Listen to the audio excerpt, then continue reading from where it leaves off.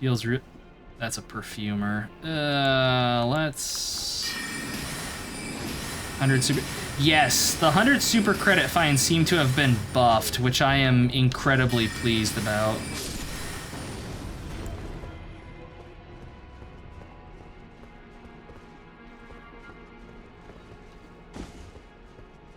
No, Helldivers is a ton of fun. That game and like Deep Rock Galactic are games that I'm just down to play basically whenever.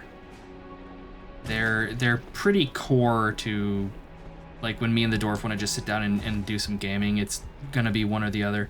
I am super hyped for Rogue Core for Deep Rock Galactic when that eventually comes out. Fucking Deep Rock Galactic, but a roguelike. Why, yes. Much excite. I'm not fighting those dudes. Hey, buddy. Oh, the fire. Oh, we gotta back off. He attacks faster than I do.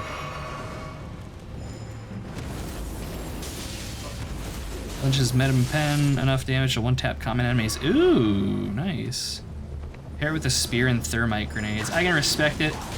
My current go-to is the Eruptor, and then for stratagems, I run a couple of the Eagle airstrikes, and I actually run with the Stalwart and the Expendable anti-tanks. And it works real good. You guys can just fuck all the way off.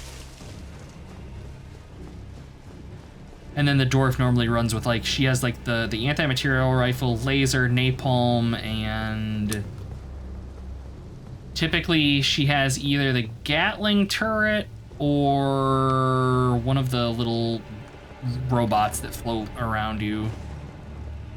Don't fight anything but what? Yeah, that's basically where we are now as well. The Illuminate just became incredibly unfun to fight, and like it's crazy because the community says they're the easiest faction to fight, which like go fuck yourself, that's a lie. And the bugs just don't feel good. Like they've gone through, like there was a while there where bugs felt good to fight, and now they're just a pain. Friends, the generous others, let me tell you the good word of the commando. For sure. Yeah, the problem with the commando is it does less damage than the expendable anti-tanks. And like the eats are on a 1 minute cooldown, so I just spam them wherever I can and make do. There's some swank gauntlets. They do not style.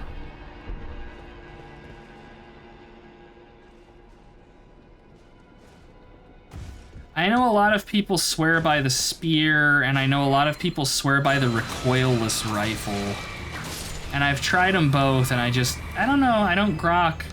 I like the Stalwart because it's a fucking machine gun that has like auto, full auto, and fuller auto.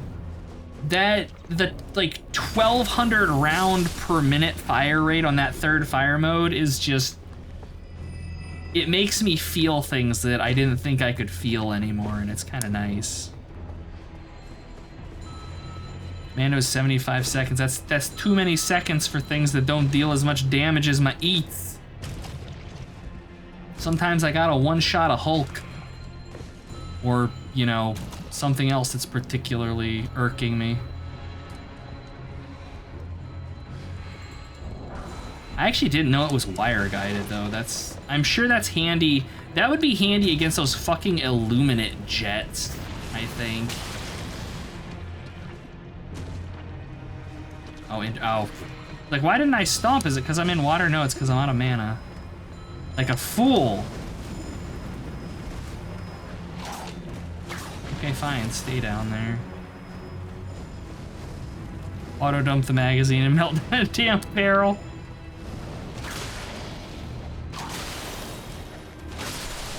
You'll pry my eats from my cold dead hands.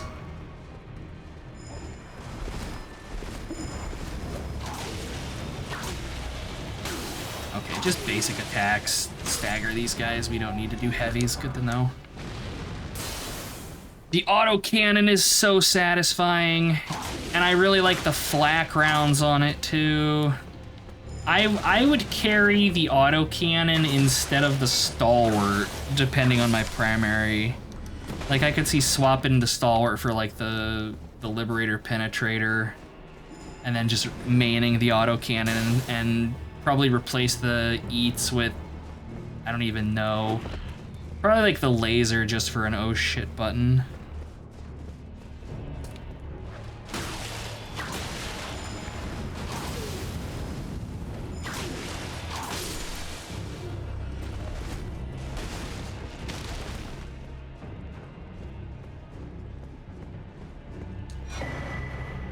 120mm barrage is very satisfying. I like the 380 for leveling bases. Hit your feet. Good God. The 500 kilogram has never been anything but disappointing when I've used it, so I avoid it. Admittedly, I know it's gotten buffed a lot since it first dropped and I unlocked it, because I unlocked it and, you know, tried to drop it on a, fuck, what are they called? A Bile Titan. And, like, it didn't even kill a Bile Titan. And I'm like, this is literally the big Bertha of bombs. Come on now. The 50% don't die. So the 50% don't die. Good combo with that. You wear that and the backpack hell bomb. 50% of the time, it works all of the time. And when it does, feels pretty good, man. I think they buffed that armor, didn't they? Like that passive, they added, like, it increases your melee damage now or something.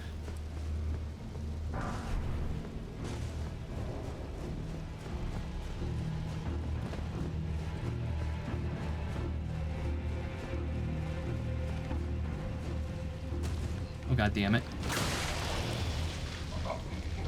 Nope. Stop. Quit puking at me. Making weird zombie noises. Knock that shit off. Damn it.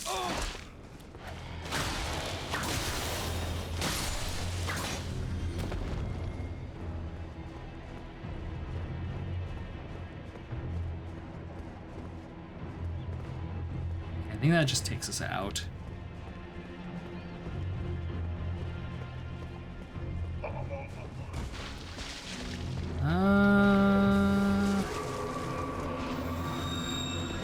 Of course, there's an item in here.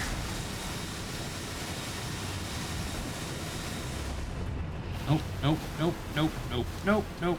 Yeah. Ooh, Rakshasa's Great Katana. That's a DLC weapon. Melee to Predator Strain Stalker because you're out of ammo. Flew into an exploding barrel. Got us both. Nice. Have 2 anti-armor. You with the spear and somebody else with the Quasar. Oh, man.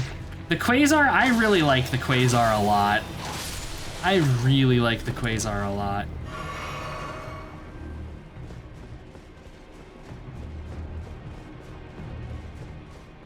Let's suppose. Can I equip that Great Katana? I assume probably not. 27 dex. We're at a 23, but it bleeds. Dang it. Miss Ice Plants, yeah. Yeah, the heat reduction makes that thing so much better. The anti-armor turret. I don't think I've ever, well, I think I maybe have used that once. Oh my fucking God.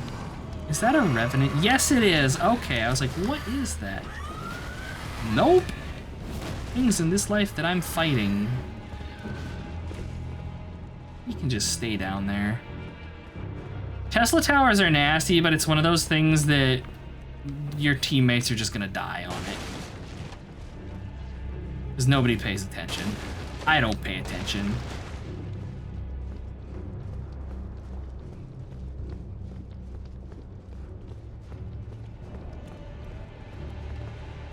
Is that thing like down there lurking or something?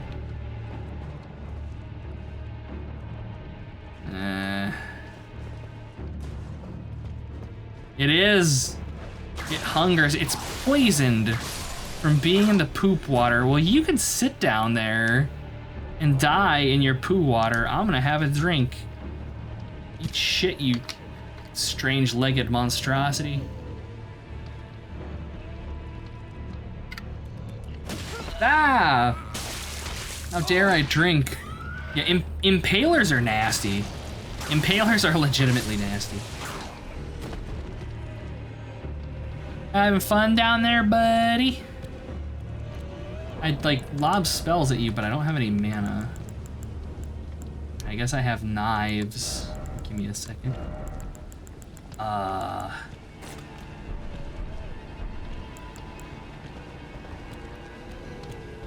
Oh, there we go. Oh, and it can of course fart poison at us because of course it can. Wait a minute, doesn't this increase my mana? Yeah, look at that. Boy, he is upset. Really, auto target?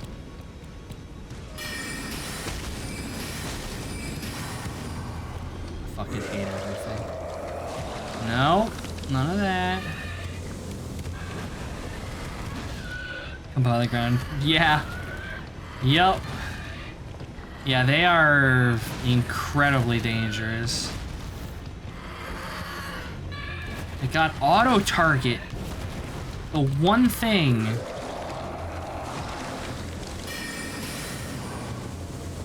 This fucking game.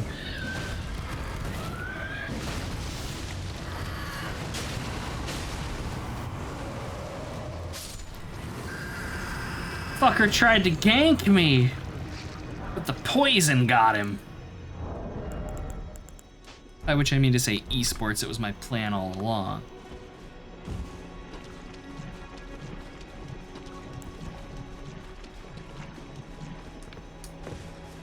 That's not the only one of those things in here, though. I know there's at least one more.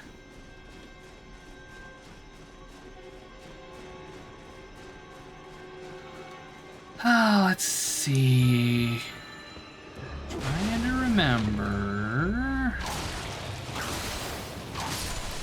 Okay, I know there's another one over under those arches, another one of the revenants. I'm trying to remember where the bonfires are in here.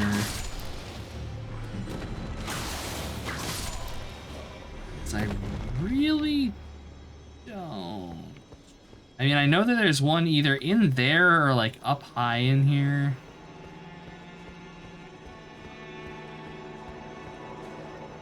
Wrong button. I don't know why I keep thinking that it's L2 to do my power stance attacks. Because I know it's not. But the muscle memory is saying that it is.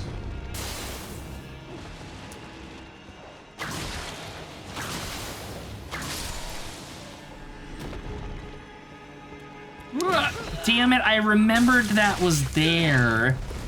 I still got. Yeah, the bullet sponginess of their enemies is just terrible.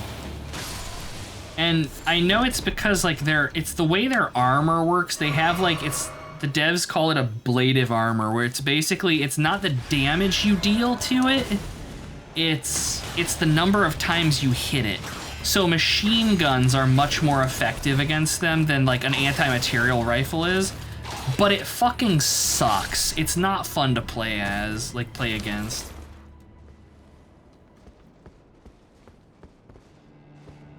Diving on Super Earth was costing you money with the civilian deaths. Yeah, the civilians being suicidal was less than ideal. Oh, living jar shard.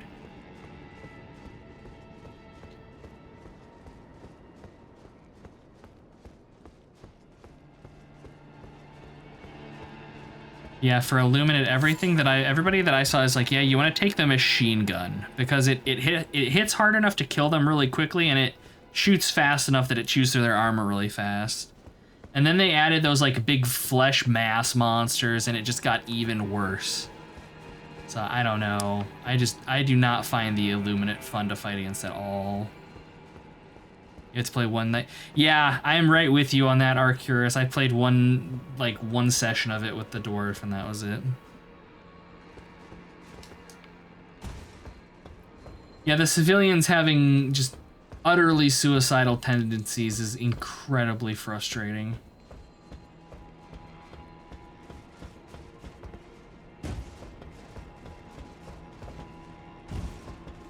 Okay, is there a bonfire right here? Yes, okay. 48,000! We need 41,000 to level. Wonderful. Good fucking God.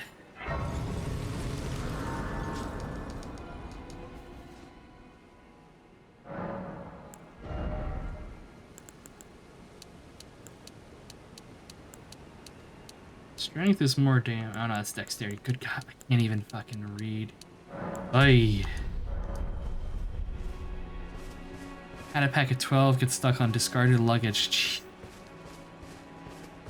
Like, honestly, there's a lot about Helldivers that really reminds me of Arma, when me and the guys used to play Arma, where you'll be playing and everything is going fine and everything should be going fine, and then all of a sudden you just die or something goes and just breaks because it's just Arma, and it's the same thing with Helldivers.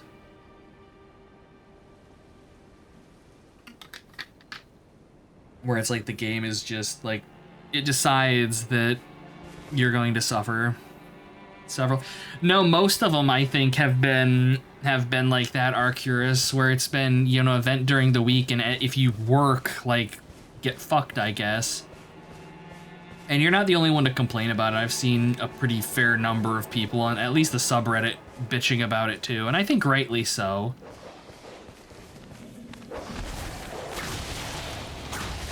Because it's like, you know, heaven forbid you have like a 9 to 5.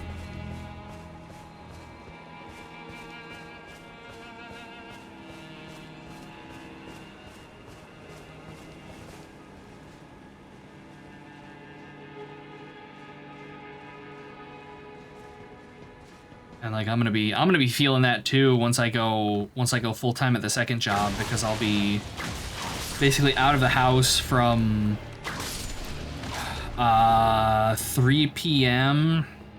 until about 3 a.m. So like ain't nobody gonna be doing shit. And if they're doing stuff during the weekdays, you know, that's a game over. I mean, I guess I'll have Fridays at least, but painful. Utterly painful. I see you lurking over there, wizard. All these weeping angels. Oh! Sneaky Page, I didn't see you lurking. Our gaming schedule is really gonna change. Oh, is it? I mean, I have no idea how long it's gonna be for me, like with regards to getting full-time, just due to how it works. Like it could be months, it could be, you know, well over a year. Oh yeah, he did tell me that he got that. I'm glad that I was happy to hear that. But I had no idea that was gonna be affecting things. I mean, we can make it work. As it stands, like, for my part, we can make it work. You know, whether or not it works with you, you know, we'll shift things around. We'll figure something out, I'm sure.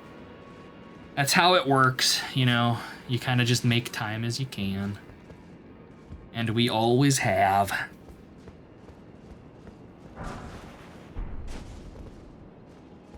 I've been tempted to start pestering you guys about maybe playing some old D&D. Run something like fucking first edition for you guys or something, but with some rules that make it so that you're not fucking paper. Just so that you have a chance. I think it could be fun. It's a very different style of play from newer stuff where it's all about the storyline. It's more about, you know, kind of making your own stories and stuff. like I was talking about on the Discord, like Gods of the Forbidden North. It's like, here, have, you know, this huge Northland to explore, and there's just shit everywhere, and you just go diving into it. And you know, like drag along an army of hirelings to die for you so that you don't have to. It's just, it's very, very different. Whoa, hey there, buddy. Sounds, yeah, it's...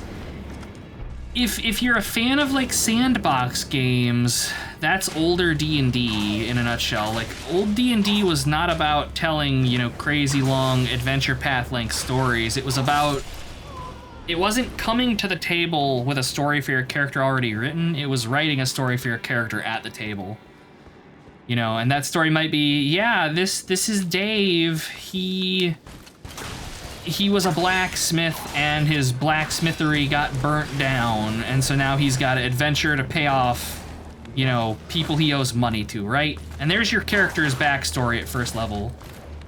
And then, you know, you have all the adventures that Dave goes on. Dave's first foray was into like some crypt under a church or something. They were having, you know, they were hearing noises, and it's some fucking hell beast or another under there, and it just turns out to be like, you know, a ghoul or something. But you don't know that, because you're first level and shitty. And, you know, you went in with a couple other people, and maybe Pompous the Thief got trapped by the swinging log and plastered into a wall, and, you know, Dave was maybe the only one that came out, and that's the way of it, you know. Pretty much, yes. Like, that's how it was. Like, Maze Rats is this, like, tiny little pamphlet game. Let me grab it. Like, this is Maze Rats. It's like literally a little, like just a little printed out thing, and it has in here like character generation, and you just roll a d66 to like figure out your background and like your story. You're an alchemist, you're a beggar prince, a blackmailer, a chimney sweep, a debt collector, a gravedigger, smuggler, tattooist, you know, a usurer, all kinds of shit like that. And it's, you know, that's all you need. And then from that you figure out, like, here's why your character is this. So it's like, you're a debt collector. Well, why are you an adventurer? Well, maybe, I don't know, maybe you're just not strong enough to collect the debts you need to collect or something. The starting classes for yeah, exactly. Yes, in Warhammer Fantasy, you can be a fucking, like, lamplighter. Exactly.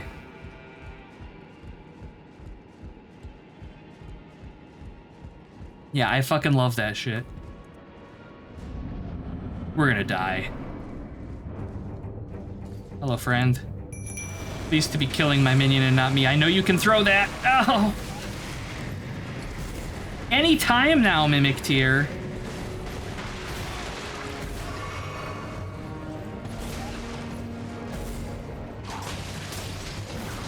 Yeah, Dave's got some work to do before he can be a warrior.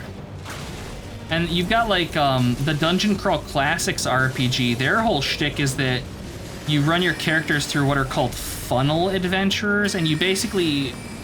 You'll probably create half a dozen characters, and they'll be 0-level characters.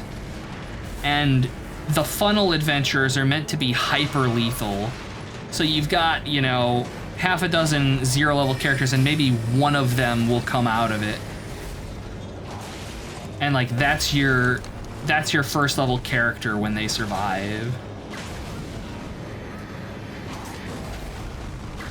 Mimic Tier, you're making me look bad here. I'm also making me look bad.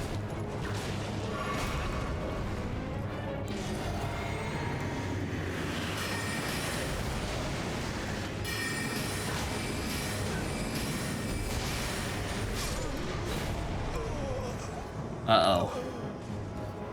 Hello, friend.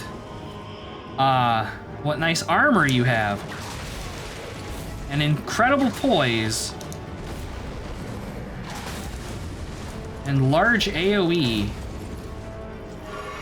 So this dude's armor is actually pretty cool. If you're actually wearing it and you roll into enemies, you damage them. And his sword is also cool because he does this throw with it that he's going to do right now. You can do that to enemies. That's okay. We're not gonna get it, though. Yes, Mimic is finally soaking some damage. Antiquity Scholar's Cookbook. Fire Sprite Stone. Colloquially known as wetfart.wave. Alright, I need about 5,000 runes to level. Let's just chew on this. You playing your Warhammer Fantasy RP Dwarf campaign this weekend? Hell yeah. Good shit.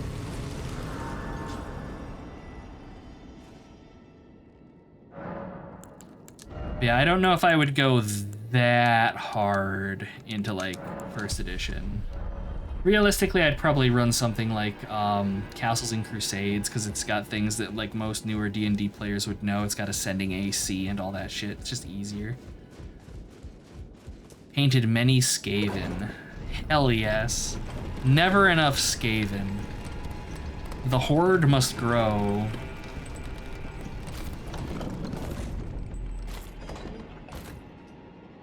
Well, that was almost unfortunate. Keep on the Borderlands. I mean, Keep on the Borderlands isn't bad. I think it's a very good introductory adventure. Oh, I'm gonna die. Nope. Nope. We're just gonna... We're just gonna teleport out of here. We're done here. AC used to go down. That's how we liked it. That goes outdated. I know that there are some people that swear by it. I never understood the loyalty. To me, ascending AC is just... It's just easier.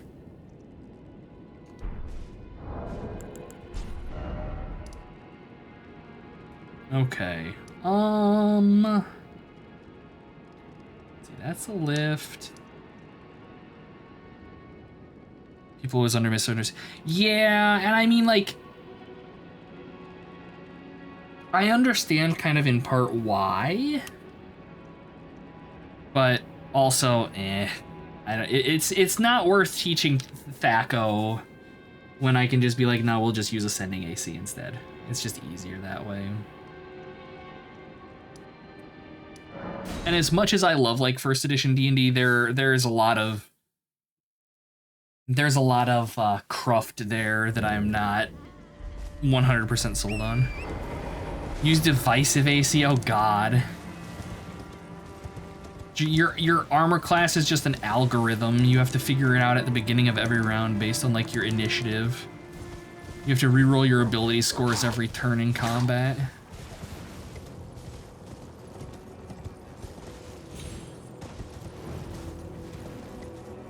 But no, if I were gonna go back and do like old D&D, I'd actually probably run Rules Cyclopedia. BECMI rules instead over first edition AD&D. I just think that they're more kind of better laid out and just easier to kind of get your head around. Armor is damage reduction instead of hit avoidance. I mean, I'm not necessarily opposed to that. That's, I think, a thing in GURPS, maybe?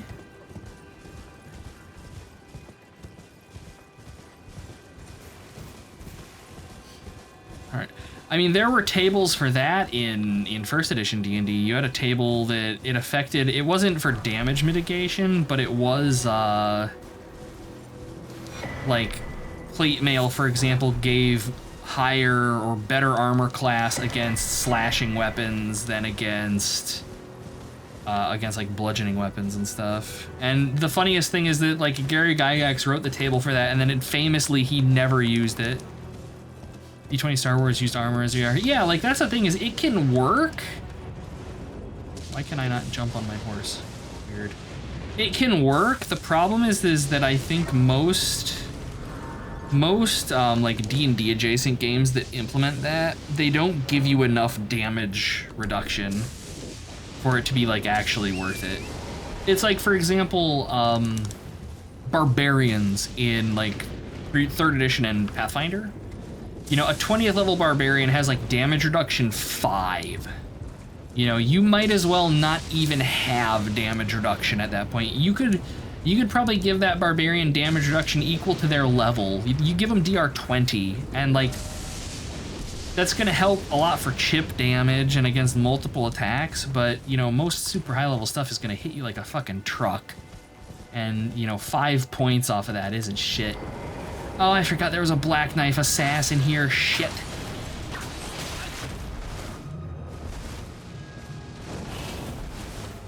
And like, if a game is designed around it, it can be solid. But if it's something that's kind of like stapled on, it tends not to work as well.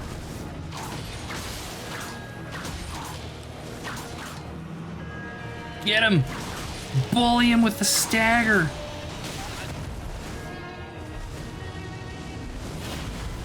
Pathfinder... Wrath of the Righteous isn't Pathfinder 2e. Assuming you're playing the PC game. That's first edition Pathfinder. And yes, that is very much... That is very accurate. High level Pathfinder it's rocket launcher tag. And like 3rd edition D&D was very much the same way. Where it's whoever acts first is going to win. And that's one of the reasons why I like the lower levels, because like by and large combat has a little bit more ebb and flow for the most part. Oh, Mohg's Great Rune. Sure. I'll take it, I guess. Why not?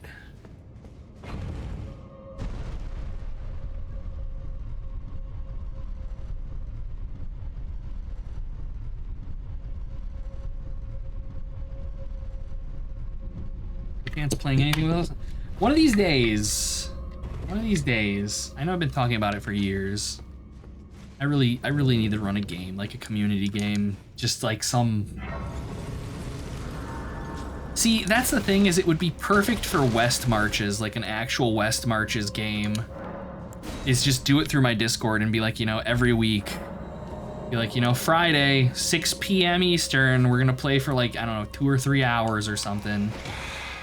And whoever turns up is whoever turns up. But if I did something like that, though, I would want it to be an older edition of D&D as opposed to something like Pathfinder, because it's the levels, like scaling is smoother. Like the difference between like a 1st and a 5th level character is, it's there, but it's not the same as in something like Pathfinder. PC games, what you were referencing? Yeah. Yep.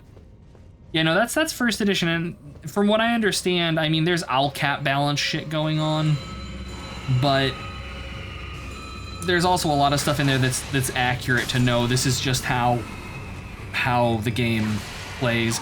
And part of that's the mythic rules in Pathfinder, that things are just absolutely absurd. A Dark Sun West Marches game. That would be nuts. Oh, fuck.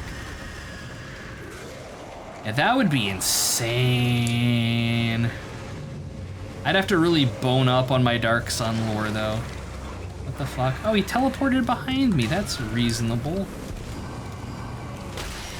Let's take the worst enemy in the game and make it teleport. And also hyper-aggressive. I mean, they're already hyper-aggressive, but hyper-aggressive-er.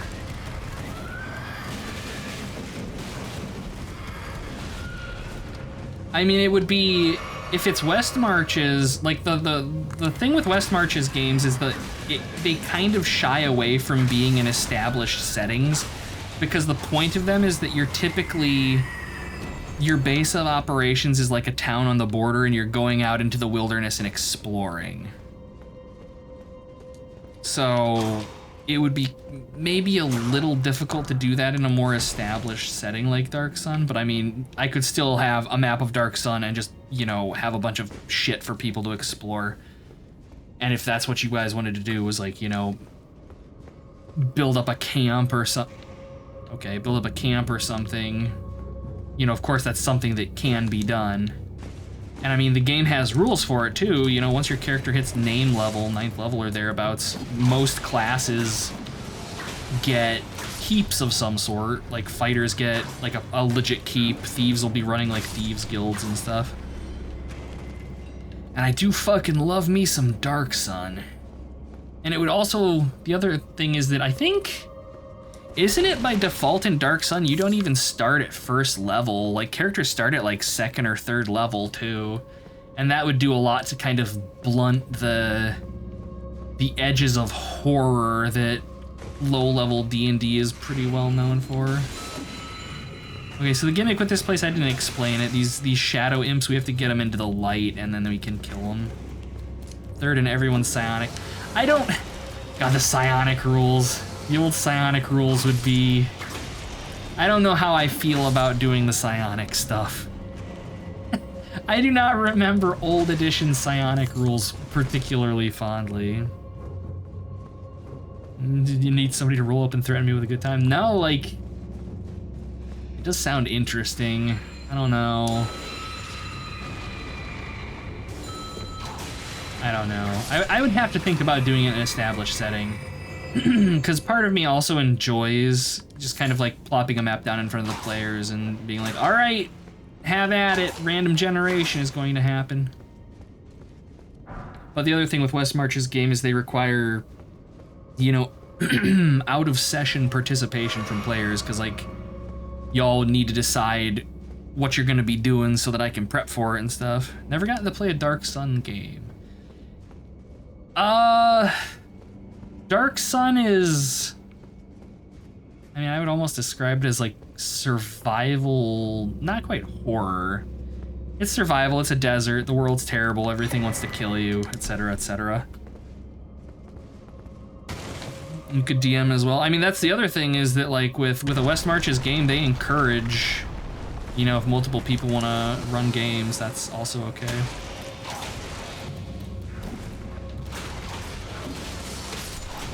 Mad Max with more mutants and less technology. Yeah, that's not a bad way to go about it.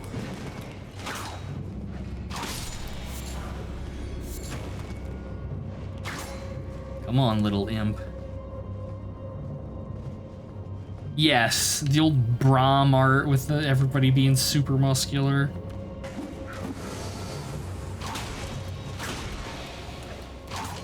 Oh, for fuck's sake, come on, dude.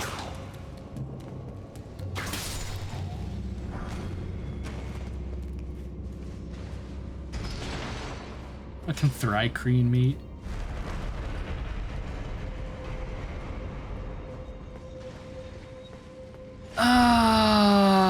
This place just goes on. I remember the boss in here too. We have to drag the boss through all of this shit.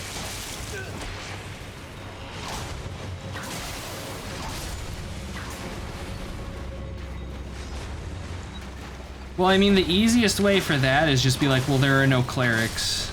You can play a druid, but that's about all you get. But yes, no, I agree. Stuff like create food and all of that really kicks all that stuff in the pants. Never done it.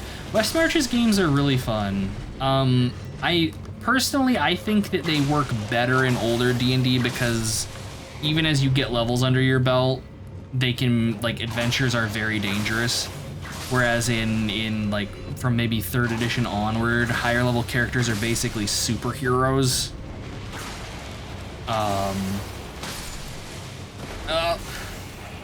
But if you like the sandbox, like that's what West March is all about. And you just have to get comfortable with, you know, not necessarily knowing who you're going to be in a party with on any given week, because it's typically the way it works is that kind of whoever shows up is who plays within reason. But yes, you can also just remove the spells, very true. Athos.org is great.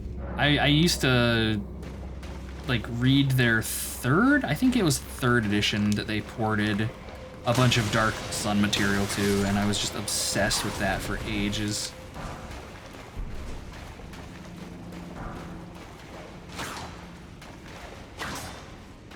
Secrets, nothing.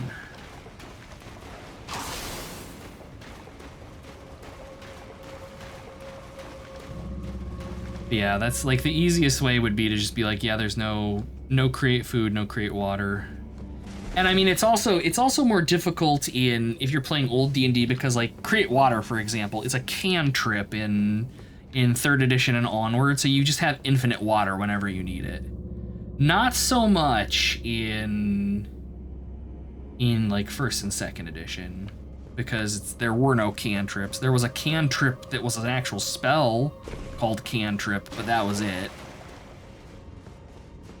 So you'd be, you know, you create your water once a day when you're a low-level cleric, and then you have to sleep, and that's random encounter time.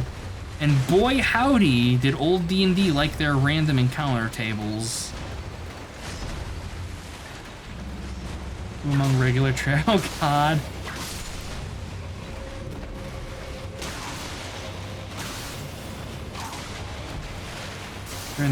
That's very true, yes. That is very, very true. They were common enough that I would say you didn't have to worry about the stuff by and large, though. Like, create water, you know, you could create enough water with one casting to hydrate, like, you know, 2 or 3 people. Whoa, hey there. If not more than that. But yes, you are correct. I had forgotten, actually, that we didn't have infinite cantrips back in the days of yore. Managing holdings with our Warhammer RPGs love to give us. Well, that's the beautiful thing, is that you basically have to just worry about what you want to worry about, you know? It's the same with like the survival mechanics. It's like, okay, you just need to figure out, you need like one person that's willing to sit there and be like, okay, this is how much food we need. It's going to cost everybody, you know, a ceramic piece per day of travel and all that. And then, you know, you just kind of go. You just need one person willing to do it. Or I suppose, like, realistically, if we were playing online, that's something that could actually probably be automated away. Like, without too much fuss. And it's all wonderful until something goes wrong. I wonder if this room's a trap. This room's a trap. There's a revenant right there. You need to micromanage. Oh.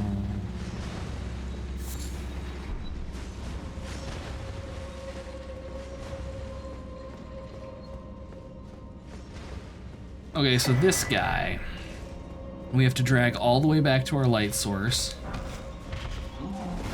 And I have to manage killing him with no healing because we've had no rest shrines in here less than one at the entrance.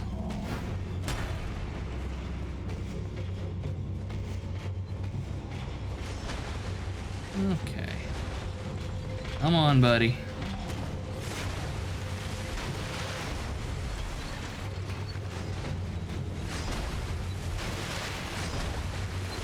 Oh, he's on me. Okay. Normally he kind of lags a little bit, but he's apparently following along. Come on. There we go.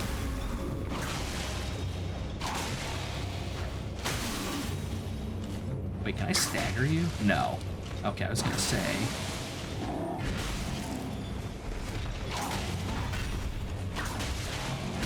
Oh, I ran out of stamina. There we go. That actually wasn't bad at all, Jesus. Okay.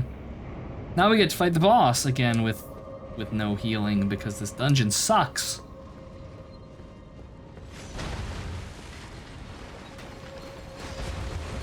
I would say realistically that that's not something that in the scope of a West Marches campaign we would have to worry about.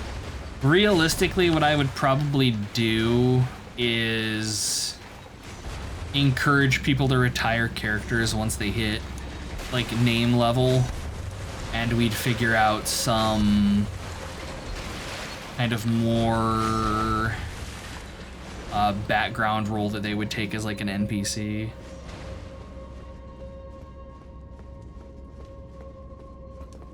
Alright, so we got respawn at least.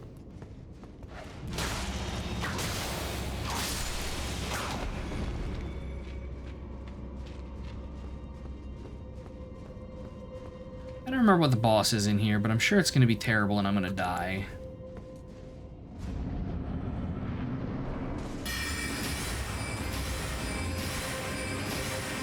This fight would be easy with our Mimic Tier.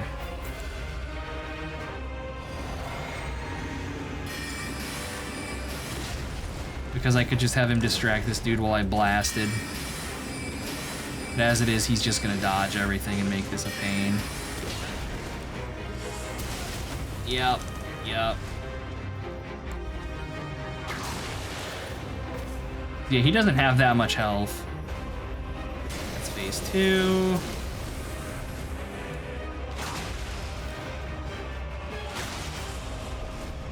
Your breath. Oh no, that's not the breath, that's the AoE. My bad. There's the breath.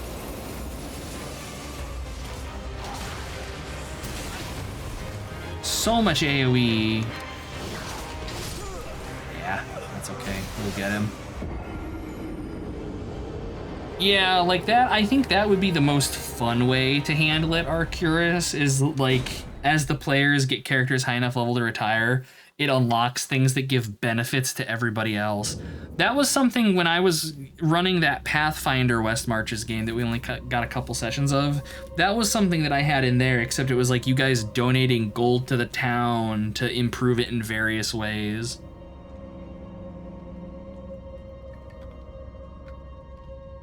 Play evil domain building characters, and after they more or less reach their goals, we started playing. Oh, that's cool. That's pretty nifty. I dig on that.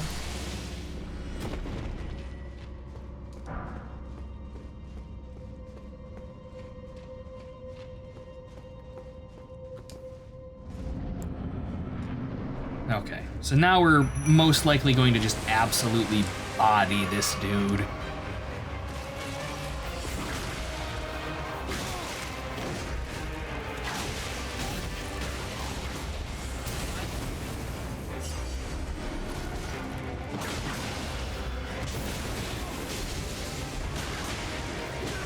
Because I can afford to play poorly.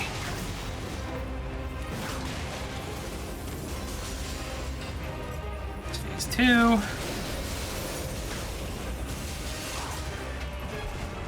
That's AoE. Oh no, that's him trying to enter phase 2 but not being able to because we're just beating the shit out of him so bad. Oof. Yeah, that was kind of a cakewalk. I mean, we only got a smithing stone out of it, which is valueless, but I can afford to play for the tagline of the Elden Ring. Hey, we're making it work. I was talking about it earlier, Arcturus. So we killed the fire giant last Sunday, and we're level 120 on our characters, thereabouts. I'm at the fire giant on this character, and I'm level 85. Send help. Please, God.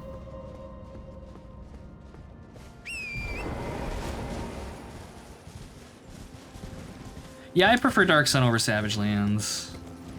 I do like the Savage Lands, but I prefer Dark Sun over the Savage Lands.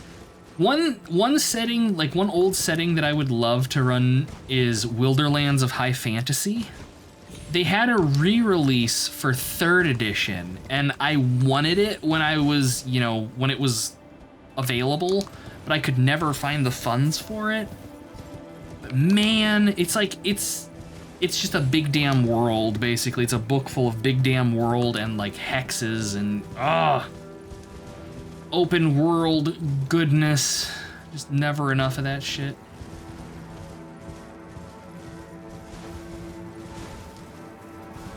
But no, basically what I'll need to do for something like that is find like a asshole sheep. You son of a bitch. I need to find like a hex map or something of Dark Sun, like of Athos, I should say, or just regions of it. Or I guess I could actually make my own because I have Wonder Draft and it's pretty good for mapping. Divine Beast Tornado.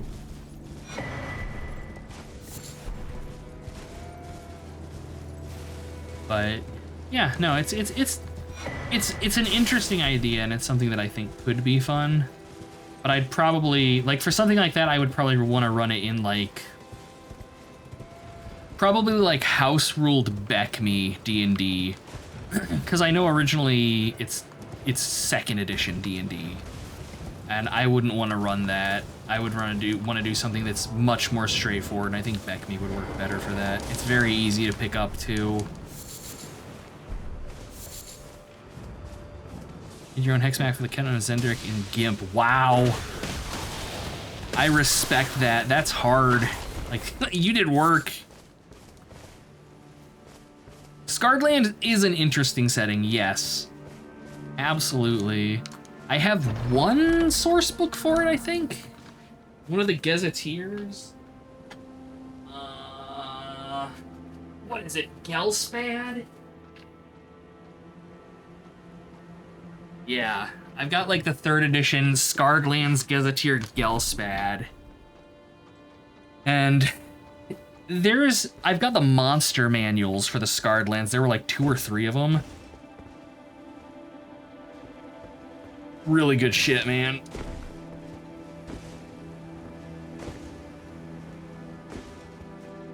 Like, I love that they have a fucking, like, group of enemies that are basically just killer clowns.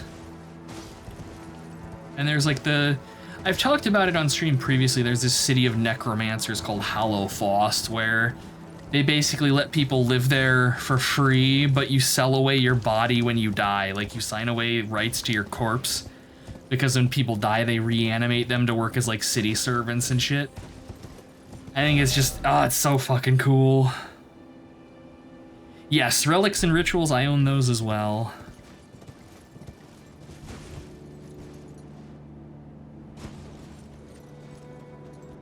Because I think the monster manuals were the creature collections, and then there was, like, I think 2 Relics and Rituals books, I believe.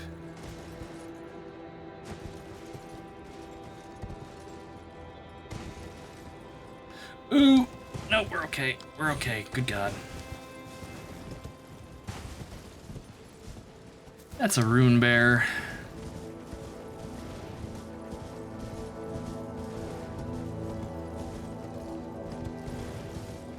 Third one was about Arthurian legends. Really? I didn't even know there was a 3rd one.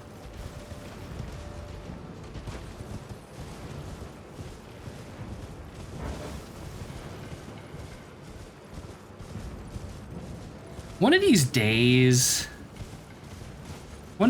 I gotta dig into the shelf, like my D&D bookshelf, because like I've got some weird, well, I shouldn't say too weird, but I've got some interesting third-party books. And there are still some that I would like to pick up.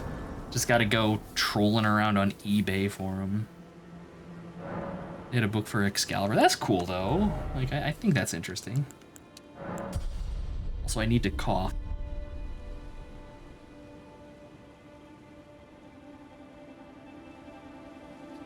The list of one of these days things to do requires me to stream more often and do, like, variety streams instead of just constant gaming. Write your own third-party books. There was a point in time where I had hope that I could do that. Now I'm an adult, and such hopes are long dead. Like, I could see myself releasing, like, a fanzine, something that's, like, you know, 20 or 30 pages of content, but, like, even then, it's not something that I would do for money, because I don't think that there's money in that. At least not insofar as anything that I would release. Ow.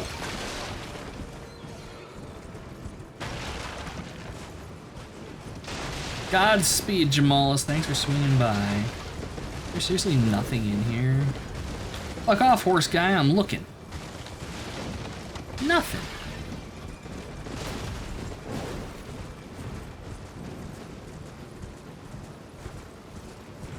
Don't do it for money. Well, yeah, but at the same time, I would also like to turn a profit. But yes, there's also very much the love of the game. I mean, like, one of these days, I'm gonna go over my old house rules documents for you guys. I have hundreds of pages. I don't know, I might have one sitting here. Let me look. Do I? What is this? No, this is just a bunch of random bullshit.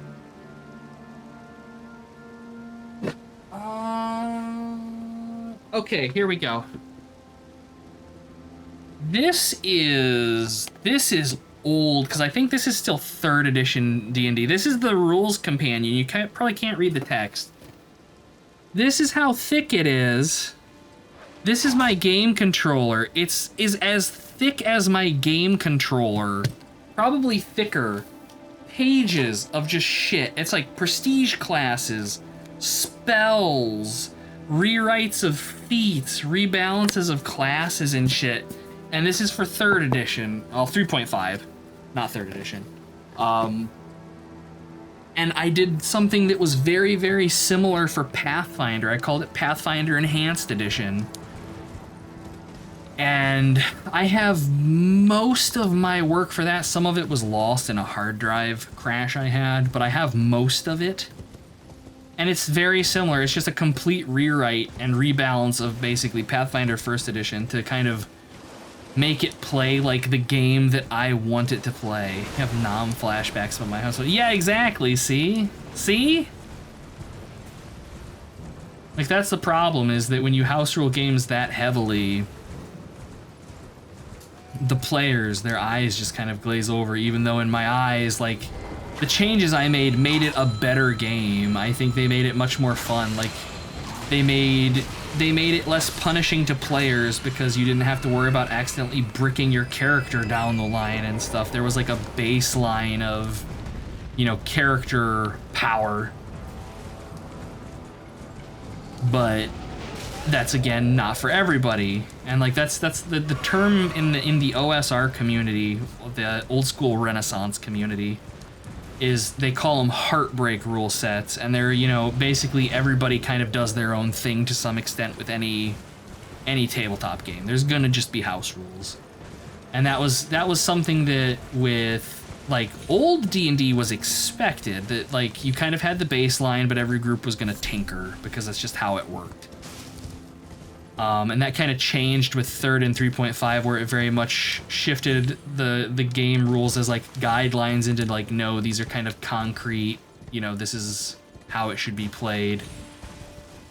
Because like for the West Marches game, for example, if we do that, there's going to be house rules on that. I'm not going to use the BECMI weapon tables, for example. Like, I'm gonna make weapons more interesting and just like bring in keywords like what 5th edition does, where, you know, you can do like some combat maneuvers with some weapons or shit like that. Because in old D&D, the only difference between weapons was their damage, and like literally that's it. And, you know, who could equip what. So like all of your fighters are gonna be using bastard swords because that's the most damage. And the only thing that would discourage that is, you know, what magic items you're finding in dungeons and stuff.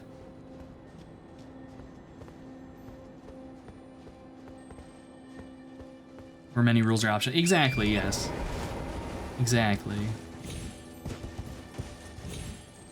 I knew that there was a way to get up here. Look at that. First try. Getting rid of the big 6. Yes. Yeah, I think the folding those into leveling progression was one of the best things that I did. That and giving characters 5 hit points for every point of base attack bonus. Like, if I had to pick 2 rules, those would be them. If I had to pick 1 rule, it would be folding the big 6 into just as you gain levels. Because it opens up so much more interesting magic items. Because it's not, you know, you've got to have your stat boosters, you've got to have your rings of protection, your amulets of natural armor, and your robes of resistance. Your cloaks of resistance, rather. And instead you get interesting, flavorful things. The big six were 6 types of items that every character needed to have to be able to contribute at high levels in 3rd edition and Pathfinder. And it's a magic weapon, magic armor, ring of protection, stat boosting items, amulet of natural armor, and cloak of resistance. And you need to have them because otherwise your numbers fall below what the system expects of you, and you just get stomped on. And so basically what I did is I took those items, like the only things that stayed were magic weapons and armor because, of course. Everything else, I just folded it into leveling. Like your character you got armor by having a higher base attack bonus. Because if you're better at killing things, if you're better at hitting things, you should be better at defending yourself as well. Saving throws got folded into just as you gained levels, you gained enhancement bonuses to your saving throws. And the ability score items were just... I gave more buffs to ability scores as you gained levels than you got in the base game. And like I think at like levels 8 and 16 or like 10 and 20 or something, you just got like +2 to all of your ability scores and stuff like that.